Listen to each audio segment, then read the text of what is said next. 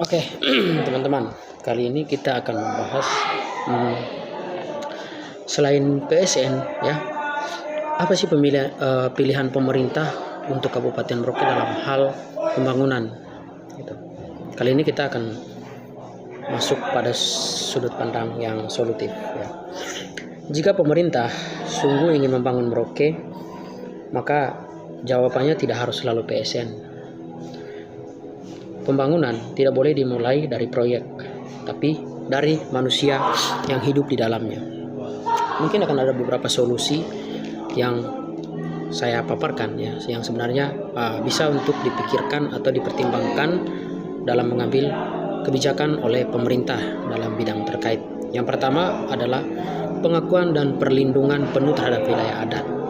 Negara harus hadir menyelesaikan pemetaan dan legalisasi tanah adat sebelum bicara investasi, ya, karena tanpa kepastian hak, setiap proyek bahkan sekecil apapun, ya, tentu akan selalu melahirkan konflik. Kedua, pemerintah perlu menggeser pendekatan pembangunan dari skala industri, ya, ke ekonomi berbasis komunitas lokal. Merauke itu punya kekayaan pangan lokal, ya, pengetahuan ekologis dan sistem produksi tradisional yang masih berkelanjutan. Alih-alih food estate yang raksasa, ya, lebih baik adakan dukungan pertanian rakyat, koperasi adat, dan akses pasar yang adil. Lalu yang ketiga, libatkan masyarakat adat sebagai subjek pengambil keputusan,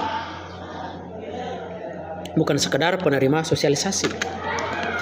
Prinsip persetujuan yang bebas harus didahului dan diinformasikan. Ya, hal ini harus dijalankan secara nyata, bukan hanya formalitas dalam bentuk dokumen. Lalu yang keempat, pemerintah perlu berinvestasi pada sektor pendidikan, kesehatan, dan penguatan kapasitas generasi muda dalam sistem adat.